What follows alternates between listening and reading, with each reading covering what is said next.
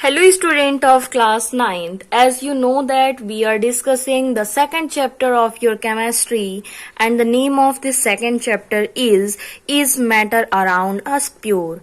And in previous video we have discussed about the physical property of non-metal and also we have discussed the daily uses or applications of non-metal.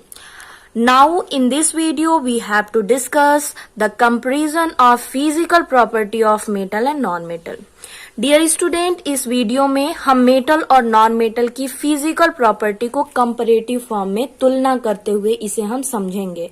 ये topic बहुत ही important है।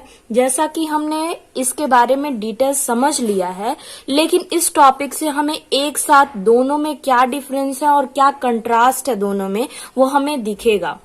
Student, ये topic आपका clear होना चाहिए। Exam में जो आपका क्वेश्चन आता है वो क्वेश्चन टू टाइप से आता है, मेटल और नॉन मेटल से। एक क्वेश्चन ये आता है कि आपसे पूछ दिया जाता है कि फिजिकल प्रॉपर्टी ऑफ मेटल को एक्सप्लेन कीजिए। तो आप जैसे 1 बाय 1 पॉइंट में जैसे आपने देखा, ठीक वैसे ही आपको वहां पे अपनी कॉपी में मेंशन करना होगा, जिसे एग्जामिनर उसके बेसिस पे आपका मार्क्स देगा। लेकिन जैसे ही आपको कंपैरिजन बिटवीन मेटल और नॉन मेटल देना होगा, तो आप याद रखिएगा कि कंपैरिजन को हमेशा हम टेबुलर फॉर्म में देते हैं। टेबुलर फॉर्म में मतलब कहने का ये है कि कॉलम बना के 2 और 3 कॉलम में हम उसे कंपेयर करते हुए, दोनों तरफ उसके पॉइंट्स को क्लियर करते हुए उसे कंपेयर करके दिखाते हैं, तुलना करके दिखाते हैं कि इसमें क्या है और इसमें क्या नहीं है। सो स्टूडेंट, ये एक तरह से समरी भी होगा फिजिकल प्रॉपर्टी ऑफ मेटल और नॉन मेटल का। इसमें मैक्सिमम पॉइंट हम लोग डिस्कस कर चुके हैं, केवल हमें इसमें ऑब्जर्व करना है। तो हम देख सकते हैं यहाँ पे the main point of difference in physical property of metal and non metals are given in the table 2.1। 2.1 में आपके फिजिकल प्रॉपर्टी मेटल और नॉन मेटल के दिए गए हैं। Difference in physical property of metal and non metal, यहाँ first column में property, कौन सी प्रॉपर्टी के से रिलेटेड हम डिस्कस करेंगे, मेटल के केस में क्या होता है और नॉन मेटल के केस में क्या होता है। देखते हैं मैलिबिलिटी एंड डक्टिलिटी क्या है। Malleability and ductility, property of metal to convert into sheet and the property of metal to convert into wire. देखते हैं, metals are malleables, can be hammered into thin sheet and ductile can be draw into wire. Same हम लोग इसके बारे में discuss कर चुके हैं, केवल हमें इसमें पॉइंट को इंडिकेट करना था आपको। Non metals are neither malleable non ductile, they are actually brittle. अगर आपसे क्वेश्चन पूछ दिया जाए एग्जाम में, या फिर आपका जो ये लास्ट में प्रैक्टिकल के बाद जो वाइवा होता है उसमें भी क्वेश्चन पूछा जाता है, तो आपसे अगर पूछा जाए कि मैलिबिलिटी और डक्टिलिटी का कंट्रास्ट या अपोजिट प्रॉपर्टी कौन सी होती है, तो आपका आंसर हो जाएगा ब्रिटलनेस। ब्रिटलनेस का मतलब होता है भंगुरता। ये जैसे इस पे हैमरिंग की जाती है, ये चटक के टूट जाता है। नेक्स्ट प्रॉपर्टी है लस्टर। लस्टर का मतलब होता है चमक। Metals have lustre can also be polish. Metal में लस्टर होता है, चमक होती है, शाइनिंग होती है, इसको पॉलिश भी कर सकते हैं। Except graphite and iodine. Iodine में और ग्रेफाइट में चमक होती है, बाकी किसी भी नॉन मेटल में चमक नहीं होती। Non metals do not have lustre and also can not be polished, और इसे पॉलिश भी नहीं किया जा सकता है एक्सेप्ट डायमंड। नेक्स्ट पॉइंट हम डिस्कस करेंगे यहाँ पे कंडक्टिविटी। स्टूडेंट, कंडक्टिविटी का मतलब हमने आपको बताया था, इसका शाब्दिक अर्थ अगर लें, लिटरल मीनिंग लें, तो इसका मतलब होता है प्रवाहिता। किसकी प्रवाहिता? हीट की और साथ में इलेक्ट्रिसिटी की। उसमें इलेक्ट्रॉन और हीट फ्लो करते हैं कि नहीं करते हैं, इसी के फ्लो के बेसिस पे हम कंडक्टिविटी के पॉइंट को यहाँ पे डिस्कस करते हैं। Metals are good conductor of heat and electricity. Metal heat और इलेक्ट्रिसिटी के गुड कंडक्टर होते हैं। Non metals are bad conductor of electricity. Non metal bad conductor होता है एक्सेप्ट डायमंड। स्टूडेंट, ये साइंस जो हम लोग डिस्कस करते हैं उसमें एक्सेप्शन हमेशा आता है। और मैं आपको बता दूं कि नॉर्मली जो क्वेश्चन बनता है या क्वेश्चन एग्जामिनर पूछते हैं वो एक्सेप्शन से ही पूछते हैं। तो यहाँ पे आपने देखा, bad conductor of electricity except diamond. Except diamond, diamond को छोड़ करके बाकी सारे जितने भी नॉन मेटल हैं सभी बैड कंडक्टर ऑफ इलेक्ट्रिसिटी हैं। Which is good conductor of heat and graphite is the good conductor of electricity. Diamond bad conductor of heat electricity होता है हीट का गुड कंडक्टर होता है और ग्रेफाइट इलेक्ट्रिसिटी का गुड कंडक्टर होता है, याद रखेंगे। फिजिकल स्टेट, स्टूडेंट आपको पता है कि मेटल सॉलिड स्टेट में नॉर्मली मिलते हैं, केवल एक ही ऐसा मेटल है जिसका नाम है मरकरी, जो कि लिक्विड स्टेट में होता है एट रूम टेम्परेचर, और इसके साथ एक और एक्सेप्शन आता है जिसका नाम है गैलियम। और गैलियम समर सीजन में नॉर्मली रूम टेम्परेचर से एवरेज टेम्परेचर पे या लिक्विड के स्टेट में रहता है। और नॉन मेटल में अगर हम बात करें तो ये नॉन मेटल तीनों ही स्टेट में हमें मिलते हैं, सॉलिड, लिक्विड और गैस तीनों ही स्टेट में मिलते हैं। और ये जो नॉन मेटल होता है इसमें ब्रोमीन एक ऐसा नॉन मेटल है जो कि लिक्विड स्टेट में होता है। तो ये क्वेश्चन मोस्टली आपसे पूछा जाता है। Metals are generally solid at room temperature except mercury which is liquid, non metals except bromine और आइदर सॉलिड और gas at room temperature. Hardness की अगर हम बात करें, मेटल हार्ड होता है, नॉन मेटल सॉफ्ट होता है। Metal except alkali metal such as sodium, potassium are generally hard. जितने भी मेटल होते हैं सभी हार्ड होते हैं एक्सेप्ट सोडियम और पोटेशियम। सोडियम और पोटेशियम को हम नाइफ से कट भी कर सकते हैं, ये इतने सॉफ्ट होते हैं। तो हमने आपको पहले ही बताया कि इसमें एक्सेप्शन बार बार आएगा और उसी एक्सेप्शन से आपका क्वेश्चन भी बनता है। Non metal except diamond and boron और जनरली सॉफ्ट। नॉन मेटल की प्रॉपर्टी होती है कि ये सॉफ्ट होता है, लेकिन डायमंड की बात करें तो ये सॉफ्ट नहीं है, बोरॉन की बात करें तो ये सॉफ्ट नहीं है। नेक्स्ट है tensile strength. Student, tensile strength का मतलब होता है तनन क्षमता, उसको हम खींच दें तो कितने देर तक वो स्टेबल रह पाता है। लेकिन यहाँ पे हम बात करेंगे टेंसाइल स्ट्रेंथ कहने का मतलब भार वहन करने की क्षमता, कितना उस पे वजन रखते हैं, उस वजन को वो बियर कर पाता है कि नहीं, टोलरेट कर पाता है कि नहीं। ऐसा तो नहीं है कि उस पे रखने पर, किसी वजन को रखने पर वो चटक के टूट जाता है। जैसे कोयले पर हम कोई वजन रख दें तो वो क्या होगा, चटक के टूट जाएगा। तो टेंसाइल स्ट्रेंथ कहने का मतलब हमारा यहाँ से होगा भार वहन करने की क्षमता। हम देखते हैं मेटल के केस में, metals have high tensile strength. Metal की टेंसाइल स्ट्रेंथ बहुत ही हाई होती है, that is very strong and tough. ये बहुत ही कठोर होता है, बहुत ही मजबूत होता है। And hence can not be easily broken, और यही रीजन है कि आसानी से टूट नहीं पाता है।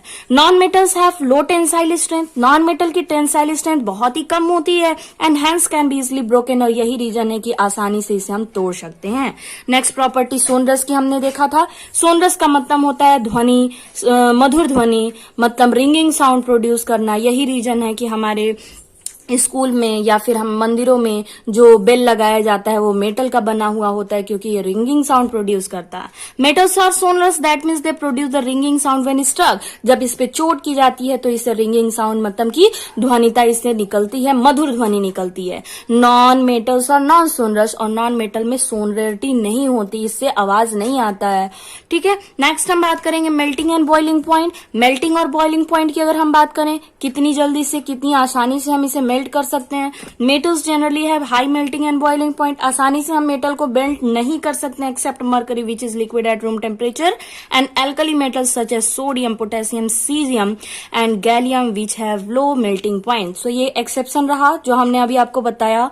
कौन कौन सा? Mercury, sodium, potassium, caesium, gallium, ये सारे एक्सेप्शन है। बाकी जितने भी मेटल्स हैं सबके हाई मेल्टिंग और बॉइलिंग पॉइंट होते हैं। नॉन मेटल की अगर हम बात करें तो इनकी मेल्टिंग और बॉइलिंग पॉइंट बहुत ही कम होती है except carbon and boron, carbon और बोरॉन को छोड़ के। नेक्स्ट हम बात करेंगे डेंसिटी। डेंसिटी का मतलब होता है सघनता। सघनता कहने का मतलब एक यूनिट एरिया में नंबर ऑफ पार्टिकल्स कितने हैं except alkali metals like sodium, potassium. Sodium और पोटेशियम की डेंसिटी काफी कम होती है, कहने का मतलब काफी हल्का होता है। Metals generally high density, metals की डेंसिटी हाई होती है। Metals, non metals generally have low density, और non metals low density contain करते हैं।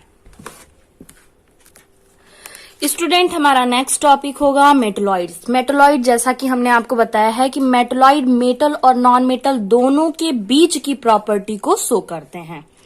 क्या होते हैं metalloids? Metalloids which have property in between those of metal and non metals are called metalloids. इन्हें हम मेटलॉइड कहते हैं।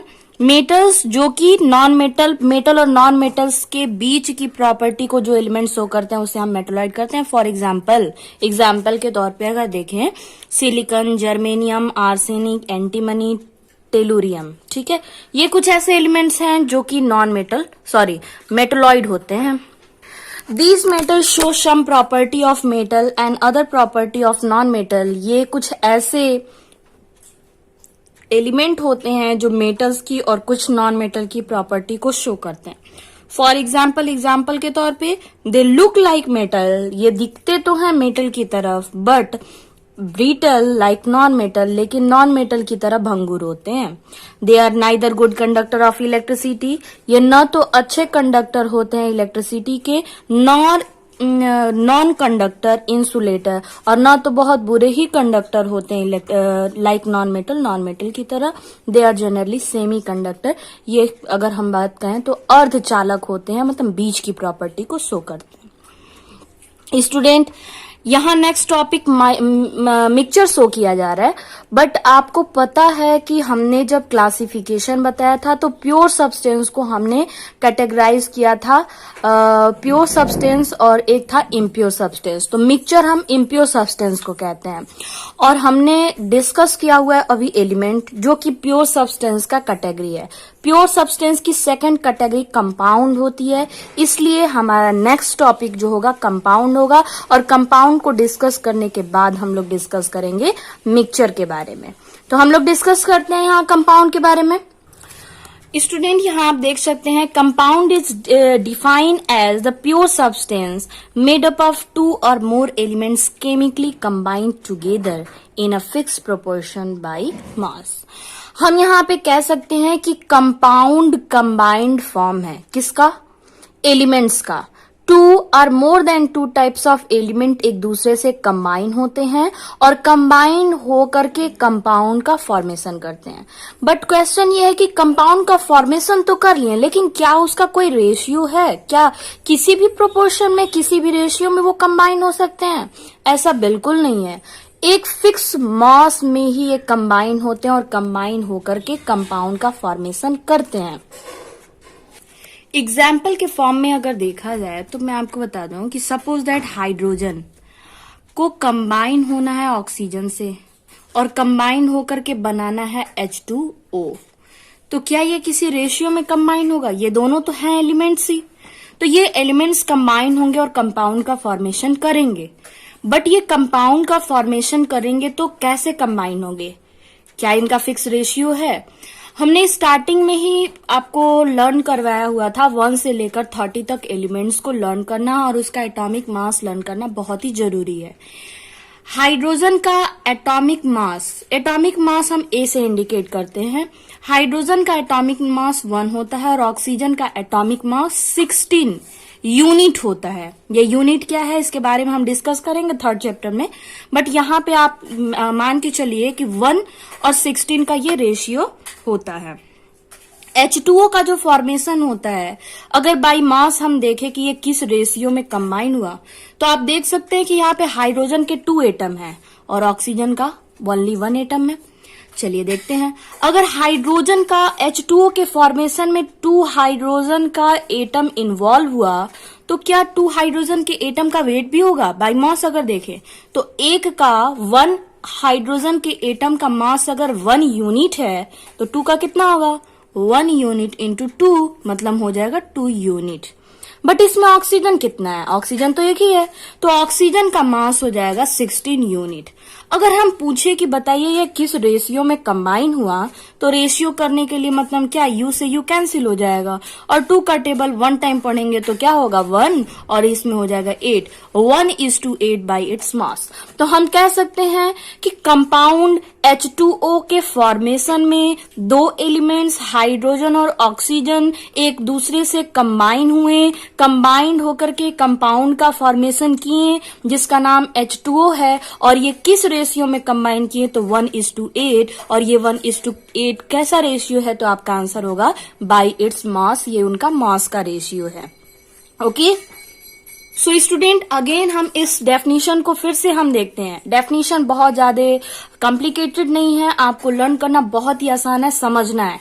Compound means combined form of elements, chemically combined form of elements which join together in a fixed ratio by mass.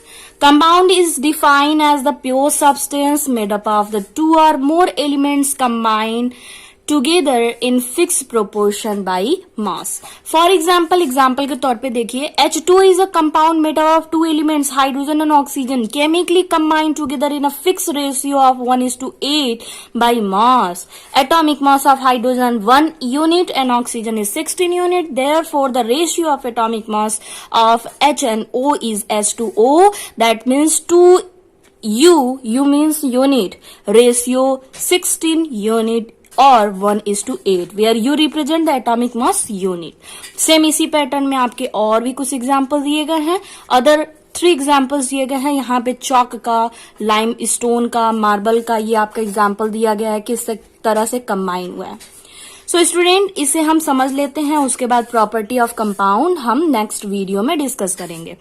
Other example of compounds are, example हैं कुछ compounds के, methane CH4, silica, sand SiO2, ammonium NH3, ammonium chloride NH4Cl, caustic soda NaOH, washing soda Na2CO3, lime or quick lime or calcium oxide CaO, slack lime or calcium hydroxide CaOH twice, potassium nitrate, copper sulphate, potassium sulphate, potassium permanganate, iron sulphide, hydrogen chloride, hydrochloric acid, sulphuric acid, nitric acid, glucose, sugar, cane sugar and sucrose. Student, आपको कुछ compounds के name और उनके फॉर्मूले को learn करना है, जिसको हम नेक्स्ट वीडियो में आपको पहले एक्सप्लेन करेंगे किस तरीके से लर्न करना है. उसके बाद हम वीडियो को आगे लेकर के चलेंगे.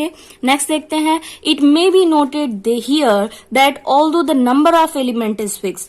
नंबर ऑफ एलिमेंट तो फिक्स है, 118 ही है at present, but number of compound form by them is unlimited. लेकिन उनसे बनने वाले जो कंपाउंड है वो अनलिमिटेड है, उसकी संख्या हम सीमित नहीं कर सकते.